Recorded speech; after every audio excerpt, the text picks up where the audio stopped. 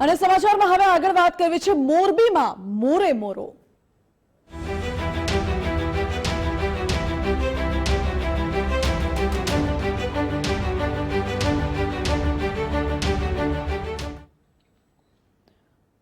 મોરબીમાં હવે કાના વર્સિસ ગોપાલનો જંગ જામ્યો છે. જી હા, કાંતિ અમૃતિયાની ચેલેન્જને ગોપાલ ઇટાલિયાએ સ્વીકારી લીધી છે. ચૂંટણી લડવા આવવા ગોપાલ ઇટાલિયાને ચેલેન્જ આપી હતી કાંતિ અમૃતિયાએ. જે કે ગોપાલ ઇટાલિયાએ કહ્યું છે કે રાજીનામું આપે કાંતિ અમૃતિયા. 12 જુલાઈના 12 વાગ્યા સુધી રાજીનામું આપે તેવું કહ્યું છે ગોપાલ ઇટાલિયાએ.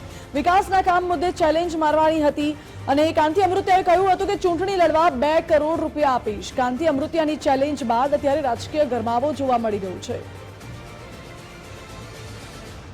એક તરફ ધારાસભ્ય કાંતિ અમૃતિયા છે તો બીજી તરફ ધારાસભ્ય નવા બનેલા ધારાસભ્ય ગોપાલ ઇટાલિયા. એટલે ગમે તે અહીં લડવા આવે હું રાજીનામું દઈ દઉં અને એને 2 કરોડ રૂપિયા હું આપીશ એ જીતે તો.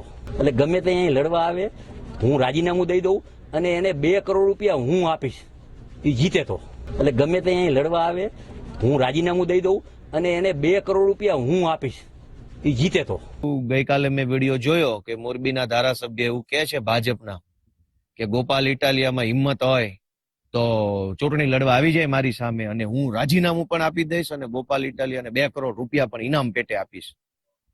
તો મારી મોરબીના ધારાસભ્યએ આપેલી આ ચેલેન્જને આપણે સ્વીકારી લઈએ છીએ સહર્ષ રાજી ખુશીથી કે જો તમે શુરા બોલ્યા ન ફરે, શુરા હોવ, મરદ માણસ હોવ અને એક જ વખત બોલતા હો જબાનના પાક્કા માણસ હોવ તો આજે 10 તારીખ થઈ છે, મોડામાં મોડું 12 તારીખે બપોરે 12 વાગ્યા સુધીમાં રાજીનામું તમારું પડી જવું જોઈએ. ગોપાલ ઇટાલિયા પણ વટથી તમારા ચેલેન્જને સ્વીકારે છે.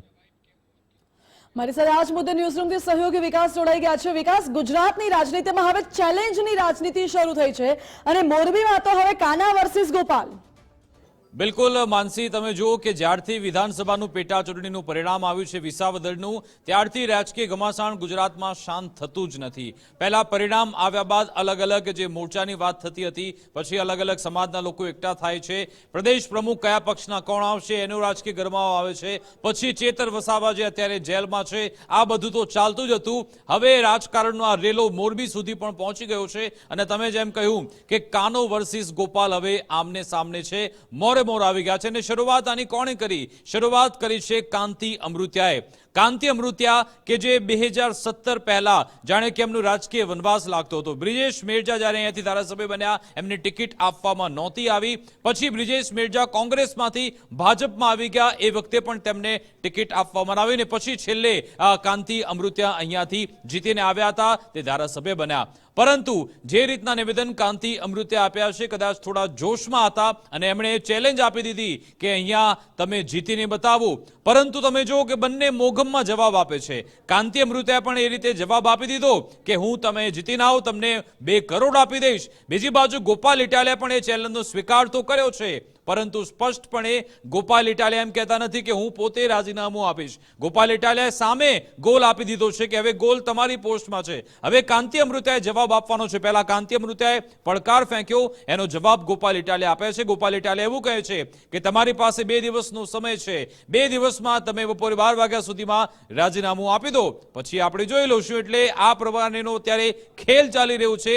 કાંતિ અમૃતિયા આને લઈ શું જવાબ આપે છે એ ખૂબ જ મહત્વનું બની જાય છે. અને સૌથી મહત્વની બાબત, મોરબીમાં ઘણા બધા એવા દાવેદાર છે કે જે અહીંયાથી ધારાસભ્ય બનવા માંગતા હતા, એ ન બની શક્યા. કાંતિ અમૃતિયાને ટિકિટ આપવામાં આવી હતી. કાંતિ અમૃતિયા તમે જાણો છો કે મોરબીનો એ પુલ દુર્ઘટના કાંડ 135 લોકોના મોત થયા અને એ જ વખતે આ જ કાનો ત્યાં તરી ગયો હતો ને પછી લોકોના જીવ બચાવવામાં આવ્યા હતા.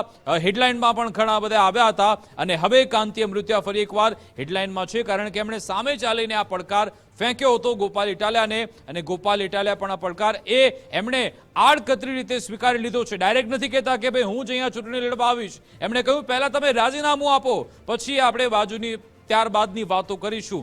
કાંતિ અમૃતિયા આમાં શું જવાબ આપે છે ને મોરબીની અંદર પણ જે 2-3 જૂથ છે ભાજપની અંદરના, એમને હવે જાણે કે દોડવું હતું અને ઢાળ મળી જશે. કાંતિ અમૃતિયાના આ નિવેદનને લઈ આવનારા સમયમાં પણ જોરદાર રાજકીય ગરમાવો જોવા મળનાર છે.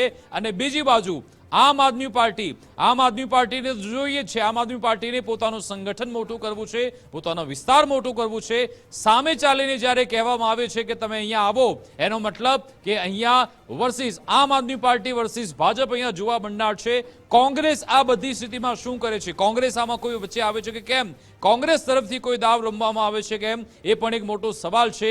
પરંતુ અહીંયા ફરી એકવાર તમે જો ચારે બાજુ આમ આદમી પાર્ટી વર્સિસ ભાજપની ચર્ચા થઈ રહી છે. આ જે પેરાડાઇમ શિફ્ટ થઈ રહ્યો છે આપણા ગુજરાતના રાજકારણમાં, કે પહેલા આપણે ભાજપ અને કોંગ્રેસની વાત કરતા હતા, હવે છેલ્લા ઘણા સમયથી એવું થઈ રહ્યું છે કે ભાજપ અને આમ આદમી પાર્ટીની ચર્ચા થઈ રહી છે. આખરે આ બંને તરફથી શું વાર પલટવાર થયો હતો, શું નિવેદન આપવામાં આવ્યું હતું, એ પહેલા સાંભળી લઈએ. એટલે ગમે તે અહીં લડવા આવે, હું રાજીનામું દઈ દઉં અને એને 2 કરોડ રૂપિયા હું આપીશ, એ જીતે તો. એટલે ગમે તે અહીં લડવા આવે, હું રાજીનામું દઈ દઉં અને એને 2 કરોડ રૂપિયા હું આપીશ, એ જીતે તો. એટલે ગમે તે અહીં લડવા આવે, હું રાજીનામું દઈ દઉં અને એને 2 કરોડ રૂપિયા હું આપીશ, એ જીતે તો. ગઈકાલે મેં વિડીયો જોયો કે મોરબીના ધારાસભ્ય એવું કહે છે ભાજપના કે ગોપાલ ઇટાલિયામાં હિંમત હોય તો ચૂંટણી લડવા આવી જાય મારી સામે અને હું રાજીનામું પણ આપી દઈશ અને ગોપાલ ઇટાલિયાને 2 કરોડ રૂપિયા પણ ઇનામ પેટે આપીશ. તો મારી મોરબીના ધારાસભ્યએ આપેલી આ ચેલેન્જને આપણે સ્વીકારી લઈએ છીએ સહર્ષ, રાજી ખુશીથી, કે જો તમે શુરા બોલ્યા ન ફરે, શુરા હોવ, મરદ માણસ હોવ અને એક જ વખત બોલતા હો, જબાનના પાક્કા માણસ હોવ, તો આજે 10 તારીખ થઈ છે, મોડામાં મોડું 12 તારીખે બપોરે 12 વાગ્યા સુધીમાં રાજીનામું તમારું પડી જવું જોઈએ. ગોપાલ ઇટાલિયા પણ વટથી તમારા ચેલેન્જને સ્વીકારે છે. તો આ તમે વાર પલટવાર જોયો. કાંતિ અમૃતિયા પહેલા પડકાર ફેંકે છે, ચેલેન્જ આપે છે, અને હવે ગોપાલ ઇટાલિયા એ પણ આ પડકાર ઝીલી લે છે. તેમણે કહ્યું છે કે હું એ પડકાર ઝીલવા તૈયાર છું, પરંતુ જો તમે શુરા છો, જો તમે તમારી વાત પર અડગ રહો છો, તો પછી તમે રાજીનામું આપી બતાવો. ચૂંટણી લડવા હું તૈયાર છું, પરંતુ એ પોતે ગોપાલ ઇટાલિયા ચૂંટણી લડશે કે પછી બીજા કોઈ થ્રુ લડાવશે, અથવા તો રાજીનામાની એક અહીંયા તમે જો ગેમ રમવામાં આવી રહી છે, રાજનીતિક ગેમ. ગોપાલ ઇટાલિયા ભલી ભાંતિ જાણે છે, ખૂબ જ પરિપક્વ નેતા થઈ ચૂક્યા છે. ભલે એમને થોડો જ સમય થયો છે, આપનું યુનિટ પણ તે સંભાળી ચૂક્યા છે. સુરતમાં ચૂંટણી લડવા ગયા હતા, ત્યાં હારી ગયા, પરંતુ એ હાર બાદ તેઓ જાણે કે મેચ્યોરિટી સાથે આગળ વધતા હોય તેવું લાગી રહ્યું છે. શબ્દોની કેવી રમત રમાઈ રહી છે, એમને સામે એ રીતે પડકાર ફેંકવામાં આવે ને અત્યારે તો સોશિયલ મીડિયાનો જમાનો છે, આ બધા નિવેદન ખૂબ જ જોવાઈ રહ્યા છે, ખૂબ જ વાયરલ થઈ રહ્યા છે. જ્યાં જ્યાં કાંતિ અમૃતિયા પહોંચશે તેમને આ સવાલ ચોક્કસથી પૂછવામાં આવશે કે ભાઈ તમે સામે ચાલીને કહ્યું હતું ને કે અહીંયા રાજીનામું ચૂંટણી લડવાની વાત છે, તો એનો મતલબ કે હવે સીધો જ ગોલ હવે કાંતિ અમૃતિયા પાસે છે. કદાચ કાંતિ અમૃતિયા એમ પણ કહીને છૂટી જાય કે આ તો 2027ની વાત છે, 2027માં આપણે જોઈ લઈશું, ત્યારે તમે અહીંયા આવી જજો, એમ કરીને આ વાત કદાચ પૂર્ણ થઈ જાય, અથવા તો અત્યારે આ વાતની શરૂઆત થઈ છે તો કદાચ આ વાત લાંબી પણ થાય એની પૂરેપૂરી શક્યતા છે. પરંતુ રાજકારણમાં જોરદાર ગરમાવો છે, અને જે હું હમણાં વાત કરી રહ્યો હતો કે ભાજપ અને આમ આદમી પાર્ટી આ બંનેની ચર્ચા થઈ રહી છે. પહેલાથી આપણે ચર્ચા કરતા હતા કે ભાજપ અને કોંગ્રેસ કોણ વધારે મજબૂત છે, કોણ નબળું છે, કોનો દાવેદાર વધારે અહીંયા મજબૂત દેખાઈ રહ્યો છે. પરંતુ હવે પેરાડાઇમ શિફ્ટ એ થઈ રહ્યો છે કે ભાજપ અને આમ આદમી પાર્ટીની ચર્ચા થઈ રહી છે. પરંતુ સૌથી બીજો મહત્વનો સવાલ એ પણ છે કે આમ આદમી પાર્ટી પાસે બીજા કોઈ એવા ચહેરા છે ખરા? દરેક જગ્યાએ તો ગોપાલ ઇટાલિયા કે ચેતર વસાવા જેવા માણસો તો જઈ શકશે નહીં, એમને બીજા માણસો પણ જોઈશે, કે પછી ગોપાલ ઇટાલિયા જ અહીંયા પહોંચશે, તેના પર પણ દારો મદાર છે. પરંતુ રાજનીતિ આમાં ચોક્કસથી ગરમાઈ ચૂકી છે. કાંતિ અમૃતિયા આખરે એમનું તો એવું તો શું સૂઝ્યું, એવા કયા કોન્ફિડન્સમાં હતા, એવા કયા જોશમાં હતા કે એમણે ગોપાલ ઇટાલિયાને આ પડકાર ફેંકી દીધો છે અને સાથે જાહેરાત પણ કરી નાખી, જો તમે ચૂંટણી જીત્યા તો 2 કરોડ પણ હું તમને આપી દઈશ. આ જોશમાં હતા કાંતિ અમૃતિયા, અને એનો પડકાર પણ હવે ગોપાલ ઇટાલિયાએ ઝીલી લીધો છે. ગોપાલ ઇટાલિયાએ કહ્યું કે તમારી પાસે 2 દિવસનો સમય છે, 2 દિવસ બાદ તમે જો રાજીનામું નહીં આપો તો પછી તમારા શબ્દો એ તમારે પાછા લેવા પડશે, એ રીતની આ વાત છે. કાંતિ અમૃતિયા પર દારોમદાર છે કે કાંતિ અમૃતિયા આ બાબતે શું નિવેદન આપે છે. માનસી જી વિકાસ, બિલકુલ આભાર આપનો. એટલે હવે આ બાબતે કાંતિ અમૃતિયા શું કહે છે એ જોવું રહ્યું, કારણ કે ગોપાલ ઇટાલિયાએ તો ચેલેન્જ સ્વીકારી લીધી છે અને ગોપાલ ઇટાલિયાએ તો કહ્યું છે પણ છે કે તમે રાજીનામું આપી દો એટલે અમે આવશું. હવે આ બાબતે કાંતિ અમૃતિયા શું પ્રતિક્રિયા આપે છે તેના ઉપર બધું આખી ગેમ નિર્ભર કરે છે. અમારી સાથે રાજકીય વિશ્લેષક જગદીશ મહેતા જોડાઈ ગયા છે. જગદીશભાઈ, સ્વાગત છે આપનું ગુજરાત ફર્સ્ટમાં. જગદીશભાઈ, ગુજરાતના રાજકારણમાં હવે આ ચેલેન્જની રાજનીતિ શરૂ થઈ છે અને કાંતિ અમૃતિયાએ ગોપાલ ઇટાલિયાને ચેલેન્જ આપ્યું હતું. ગોપાલ ઇટાલિયાએ સ્વીકારી પણ લીધું છે કે કાંતિ અમૃતિયા 12 જુલાઈના 12 વાગ્યા સુધી રાજીનામું આપે. આપ કઈ રીતે જોઈ રહ્યા છો? એલા કાંતિભાઈ બુદ્ધિશાળી છે. એમ કહીને એને પોતાની ટિકિટ તો પાકી કરી લીધી. હવે ઓલો ભાઈ રાજીનામું કઈ આપવાનો નથી ને આને કઈ મેળ નહીં, પણ આવતી વખતે કાંતિભાઈને ટિકિટ મળવાની છે કેમ એ ક્યાં નક્કી છે? પણ ગોપાલને ચેલેન્જ મારો, આ મોતને બાંધો તો તાવ આવે. હવે તમને ઈ ભાઈ રાજીનામું આપીને લડવા આવે તો ચેલેન્જ કોને મારી? કાંતિ અમૃતિયાએ. હવે ચેલેન્જ ઉપાડવી તો પડે ને, નહીં તો એમ થાય કે ભાજપ વાળા ભાગી ગયા એટલે ભાજપે ટૂંકમાં ફરજિયાત કાંતિભાઈને ટિકિટ આપવાની કે નહીં? આ નહેરુ રાજનીતિ છે અને રાજનીતિની હાસ્યાસ્પદ પરિસ્થિતિ છે. ઓલો શું કામ રાજીનામું આપે મને કયો છે? હમણાં તાજો ચૂંટાણો છે એને ખબર છે બોલવાનું છે એટલે એને કીધું ખરું. ચેલેન્જ આમે આ તો પડકાર જિલ્લાનો માણસ છે આમ આદમી પાર્ટીના ગોપાલભાઈ, એટલે એ તો કે ભાઈ કાંઈ વાંધો નહીં, હું જીતી બતાવીશ, મોજ કરો. એને એમ ક્યાં કીધું કે તો કાલે જ જાઉં છું રાજીનામું આપો, આવો મારા ભેગા? જગદીશભાઈ, ગોપાલ ઇટાલિયાએ રાજીનામું નથી માંગ્યું, ચેલેન્જ સ્વીકારી. હા, અરે ઈ જ કહું છું બેન, કાંતિ અમૃતિયાએ કીધું કે તમે અહીંથી જીતી બતાવો, અહીંથી લડવું હોય તો રાજીનામું દેવું પડે કે ન દેવું પડે? ગોપાલભાઈએ તમે સમજો. અને ગોપાલભાઈ રાજીનામું આપીને મોરબીમાં લડે તો મોરબીમાં ચેલેન્જ કોને આપી? કાંતિભાઈ અમૃતિયાએ. બરાબર, તો ભાજપે ટિકિટ આપવી પડે કે નહીં અમૃતિયાને? તમે સમજો બેન, આમાં એવું છે, મેં તમને કીધું મોતને બાંધો ને તો તાવ આવે. તમે ચેલેન્જ મારો પછી તો જે થવું છે ખબર છે કે કઈ ગોપાલભાઈ ઇટાલિયા રાજીનામું વિસાવદરથી આપવાના નથી, અહીં લડવા આવવાના નથી. ચેલેન્જ સ્વીકારી લે જુદી વાત છે. ગોપાલ ઇટાલિયા પોતે લડવા ના આવે, પણ એવું શક્ય થઈ શકે કે આમ આદમી પાર્ટીના કોઈ પ્રતિનિધિને ત્યાં લડવા માટે ઉતારે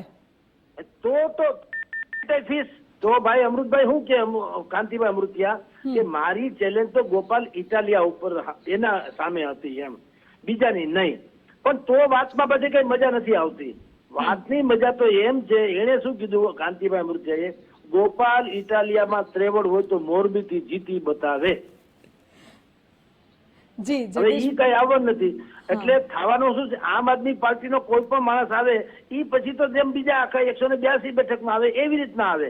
એટલે આમ તમને કહું બેન, આવું કહીને પણ શું થાય છે ખબર છે? હું નરેન્દ્ર મોદીને ગાળ દઉં ને એટલે કમસે કમ મારી ઉપર એક્શન એ દિલ્હી થી લેવાય, એટલે હું મોટો તો થઈ જાઉં, પછી જે થવું એ થાય.